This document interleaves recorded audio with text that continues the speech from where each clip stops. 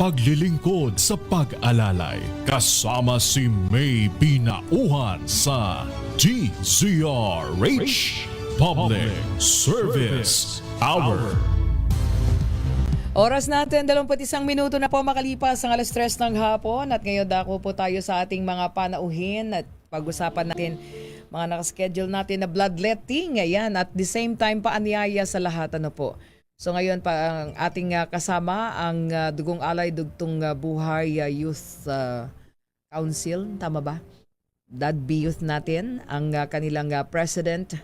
Kilala muna natin, Rob Encarnacion. Rob, magandang hapon, good afternoon, welcome back sa Public Service Hour. Good afternoon po, Miss May, sa ating mga manonood at sa ating mga taga-suporta ng Public Service Hour. And syempre sa aking kasama po sa Hope Creating President ng Rotaract QC Mediatek, Ate Denise.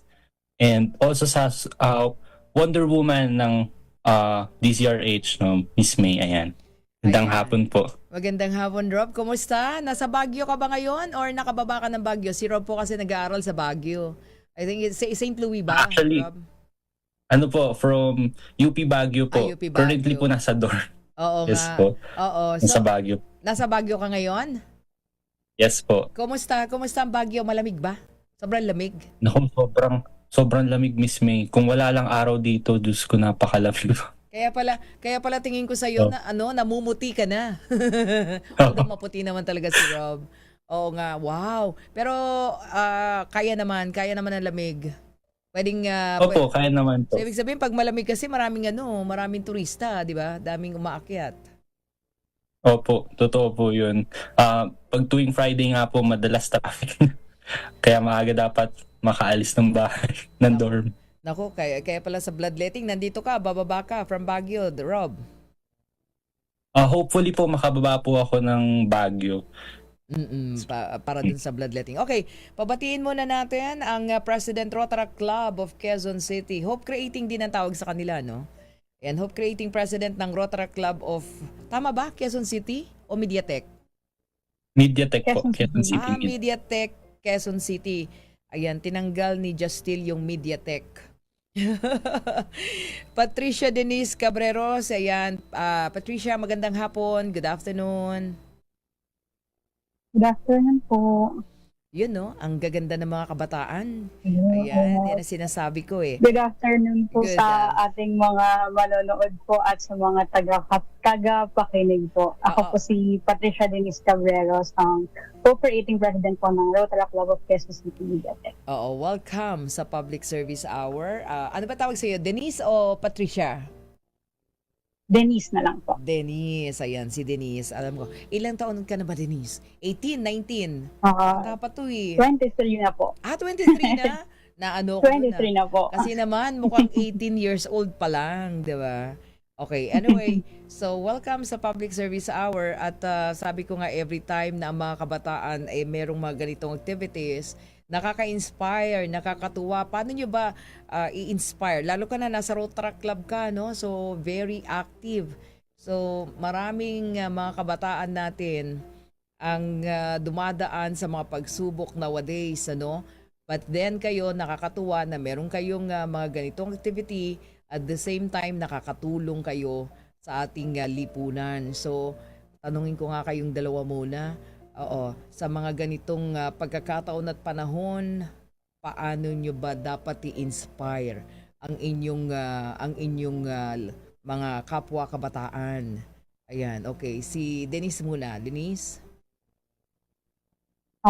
Sa amin po kasi sa Rotaract, ang gusto po namin ang mga kabataan magkaroon po sila ng community kung saan makaka-immerse po sila at magiging belong po sila dun sa community po na yun. Sa Rotaract po kasi, ang motto po namin is fellowship through service. Ang gusto po namin yung nakakapag-bonding, ganyan, nakakakilala po ng iba't ibang tao habang meron pong natutulungan. So ayun po, sa amin po, may kaibigan ka na pong makikilala tapos nakakatulong ka pa po. Ayun, ganun po ang aming principal po sa Rotaract. Oo, at the same time, doon sa mga programa at proyekto ninyo, 'di ba, Denise?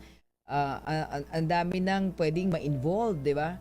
Ibig sabihin, maraming pwedeng ma-invite at open naman ano every now and then na meron kayong mga programa katulad nito pagka bloodletting ang pinag-usapan. So mas maraming mga kabataan na blood donor ay mas anong tawag nito? Mas maraming matutulungan. Opo, was ano din po. Kaya gusto din po kaya po nagkaroon ng partnership with Dugong Alay, Dugtong Buhay Youth Chapter. Gusto po namin na ma-empower po yung youth sa pagtulong po sa community. Ayun Oo. din po. Tama. Lalong-lalo na kayo ay may mother unit kayo, yung mga Rotary Club, di ba? At syempre, yung Rotary Club ninyo, merong areas of focus. At yung areas of focus na yun, Opo. sinusundan nyo rin bilang mga youth as Rotaractors. Ano? Opo. Yun din po yung parang principle din po namin sa mga projects po na ginagawa namin. So, iba-ibang projects po, iba-ibang areas of focus. Nako, very good. Okay. Si Kuya Rob naman. Rob, ikaw, paano ba? Sabi nga natin ngayon sa mga panahon na ito, although very, tawag nito, very open naman ang line of communications, but then ang mga kabataan, marami kayong pinagdadaanan. So paano ba sa inyo sa Dadby Youth din paano niyo ba ini-encourage ang mga kabataan na instead na maging ang tawag nito mamroblema sa buhay, 'di ba? Ma-divert at ma-open yung mind nila na mas maging active sa mga activities lalo na tumutulong sa kapwa. Actually, yung question po is a very nice question, Miss May, no? Lalo po ngayon na very situational po yung ganyang mga problems, even though, yes, we deal with those problems na lalo na po college, maraming readings, maraming activities, maraming projects, but still, as part of the community, as part of as being a Filipino citizen, kailangan po talaga natin makatulong talaga sa bayan at sa mga kapwa natin. So, ako bilang presidente po ng Dugong Alay Dugtong Buhay Youth, lagi ko pong sinasabi yung Republic Act 7719 or also known as the National Blood Services Act of 1994. So, dito po kasi nakaakla yung pagtugon natin sa sa kakulangan ng blood supply. So, kung nakikita po natin yon since 90s pa po, kailangan makita din natin bilang kabataan na pwede tayong maging parte nitong solusyon nito na pwede tayong makibahagi dito sa ganitong mga programa ng Department of Health. So, ganun po ang lagi kong sinasabi sa kanila. And also, syempre bilang part ka ng isang organization, you have this feeling na masarap makatulong kahit na walang naibabalik, kahit na minsan nakakalungkot kasi may mga lalapit sa atin, may hingi ng dugo pero dahil nga kulang ang supply, hindi natin nabibigyan. So instead of us being sad, being depressed about it, nagmo-move forward tayo, no? Sinasabi ko sa kanila, huwag kayong malungkot kung hindi natin mabibigyan, di ba?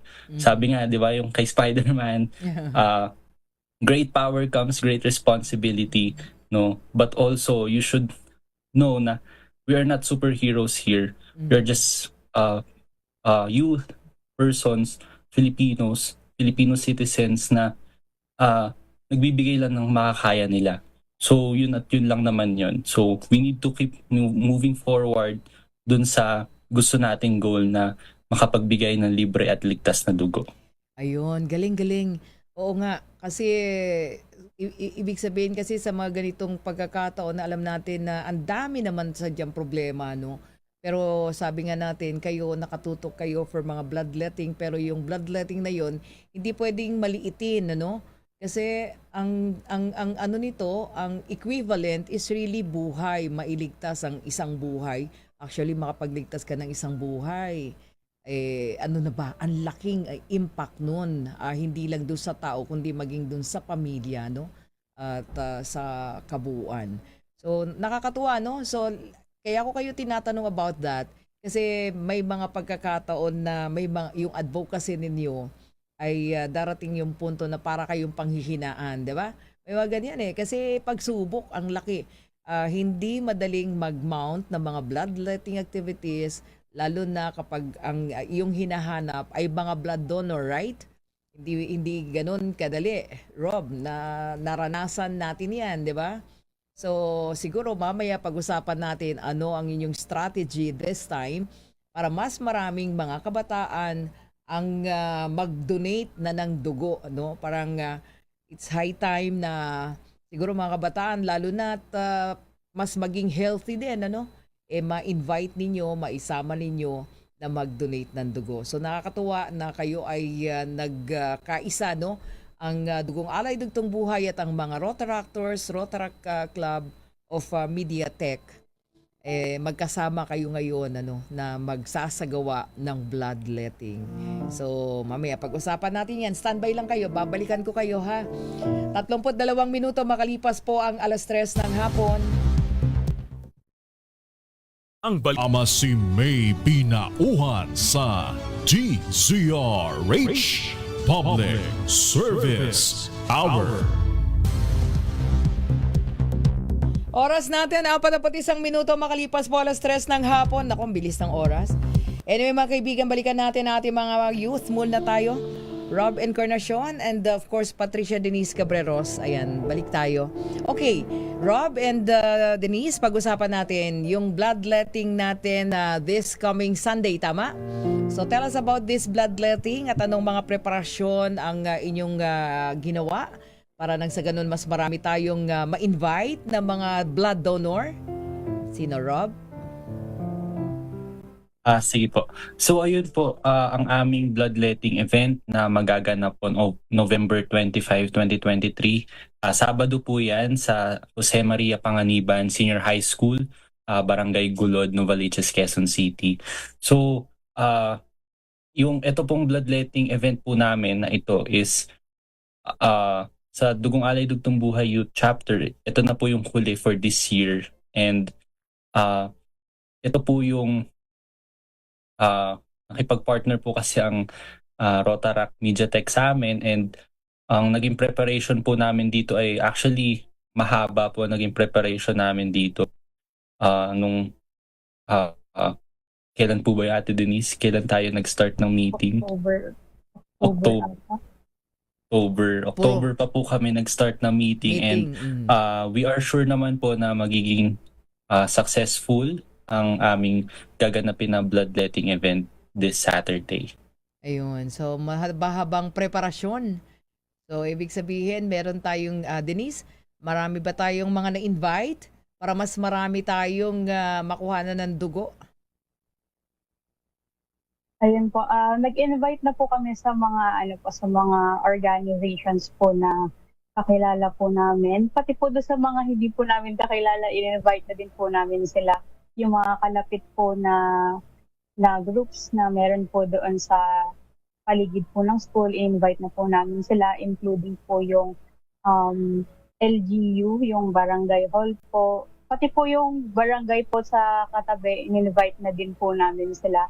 And pati na din po sa within the Rotaract and Rotary community, we also sent our invitation po sa iba't ibang groups. And pati na din po sa mismong school kung saan po siya paggagawaan na in-invite na din po namin sila.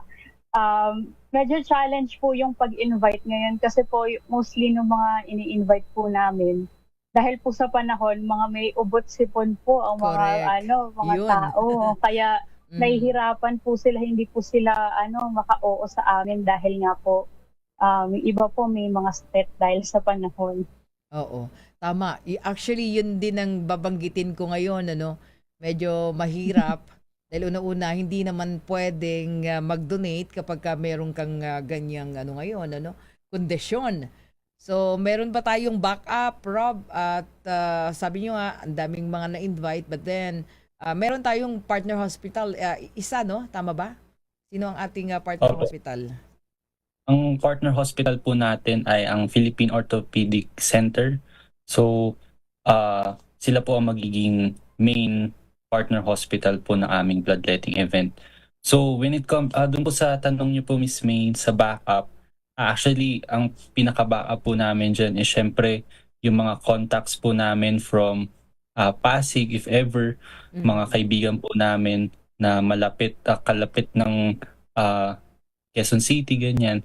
Ah Yun po yung gagawin namin, and also ang siguro pinaka last resort po namin kung ano po yung pinaka nangyari din sa amin before, talagang susulok-sulok po kami sa barangay and kumbaga maghahanap po talaga kami ng mga potential blood donors kasi dahil nga po alam natin na may kakulangan po talaga sa supply ng dugo. Gusto po talaga natin na maging successful yung event. Kaya syempre yun po yung mga last resorts na gagawin po namin. But also sa mga manonood po natin ngayon, inaanyayahan po namin kayo na makibahagi at dumalo po sa aming event, no. Makikita po ninyo, no, marami po talaga nangangailangan ng dugo. Actually kagabi po may dalawa pong lumapit sa akin at hindi ko po sila mabigyan kaagad ng agarang sagot kahit na kailangan po nila. Kaya po again sa lahat po ng tagapakinig ng Public Service Hour, sa mga kaibigan po namin, inaanyayahan po namin kayo na sumama sa amin, makapag-donate ng dugo at sama-sama po tayo magdugtong ng buhay. Ayan. Ayun, tama ka, no, Rob? Actually, sa amin ngayon sa Operation Tulong, mayroong 4. 4 at isa pa lamang yung nabibigyan ng dugong alay, dugong buhay with the Press Arena Marilag, ang ating president. But then, sabi nga natin na siguro sa mga pagkakataon na ganyan, ay eto na, meron tayong mga bloodletting, samantalahin no ating, actually marami tayo minsan mga listener and viewers, pag namomonitor nila na may bloodletting malapit sa kanila, talagang, di ba, Rob, nagpupunta sila sa mga bloodletting na ating ginagawa. So, doon sa mga, ano bang dapat na gawin, Denise? Doon sa mga kabataan na nakikinig ngayon at may oras naman para mag-donate, paano ang kanilang gagawing paghahanda para sa kanilang sarili para mag-qualify naman, makuhanan sila ng dugo? Ayun po, sa mga gusto pong mag-donate na kabataan, kailangan po ng sapat na tulog kahit 6 hours po na tulog. Yung hindi po pag-inom at pag-inom ng kape pa hindi po pwede bago po mag-donate. Pati na din po yung pagka po may tattoo or bagong piercing, kailangan po muna ng 1 year bago po mapayagan po na magpakuha ng dugo para po makapag-donate. And then, kailangan din pong kumain muna bago po mag-donate at sila din po sa pagkatapos po. Ayan. Meron po may, nakalimutan pa ako. Rob, meron pa ba? Sa mga girls, yun lang. Pagka medyo may monthly period, di pwede. Saka yung mga nagpabunot ng ngipin, Rob, may mga ganong incident, na Yes po. Actually, nila. din po, may isa din pong incident na marami po silang mga senior citizens and nagtatanong po sila kung okay lang po ba yung may hypertension. Actually, ang mga nasasagot po namin dyan, syempre depende pa rin po sa vital, kumbaga yung pag-check po ng physical and vitals po nila ng partner hospital. So sila po talaga makakapag-dictate kung pwede po sila mag-donate. May mga chances naman po na yung mga senior citizens natin ay healthy and magaganda naman po yung BP nila somehow, kaya napapayagan po sila. Tama. So pwede naman as long as na-check dahil meron namang yung ating partner hospital na mass blood donation team, dadaan kayo sa screening talaga nila. Meron, Rob, may higpit no? May mga partner hospitals tayo napakahigpit nowadays, lalo na nga sabi nga natin panahon ng may ubo-sipon ngayon, So, very asahan na natin yon. Okay? So, invite everyone, lalong-lalo na yung mga malalapit sa lugar. Saan ba yan? Para nang sa ganoon ay ngayon pa lang, Saturday, alam na nila, na kung anong gagawin nila.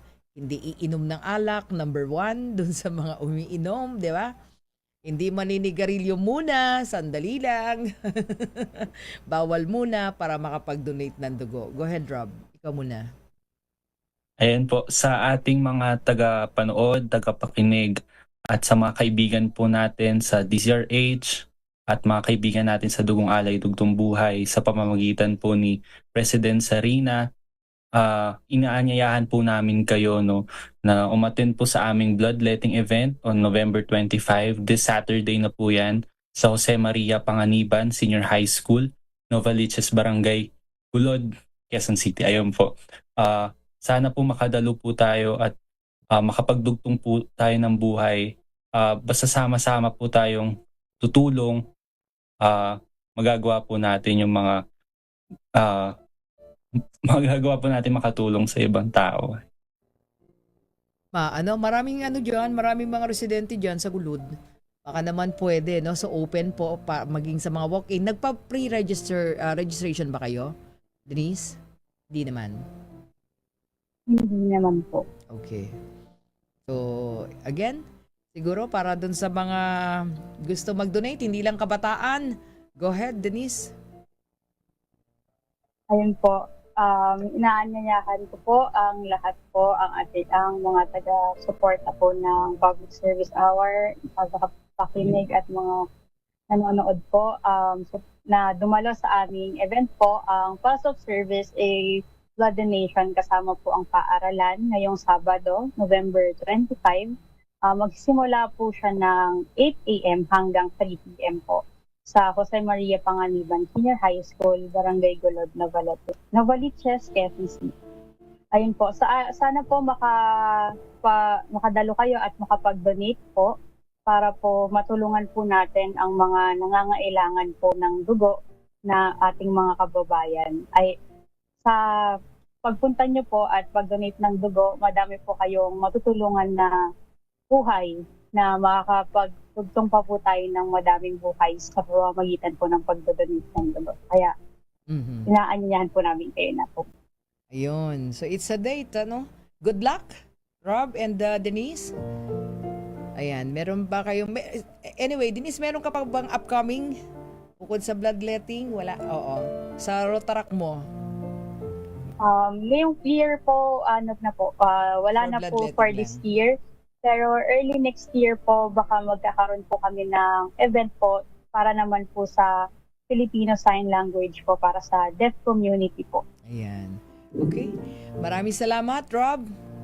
Thank you. Ayan, maraming salamat po Miss May, lalo na po sa opportunity na ito na ma-market at mapakilala po namin yung project namin on November 25. Maraming salamat.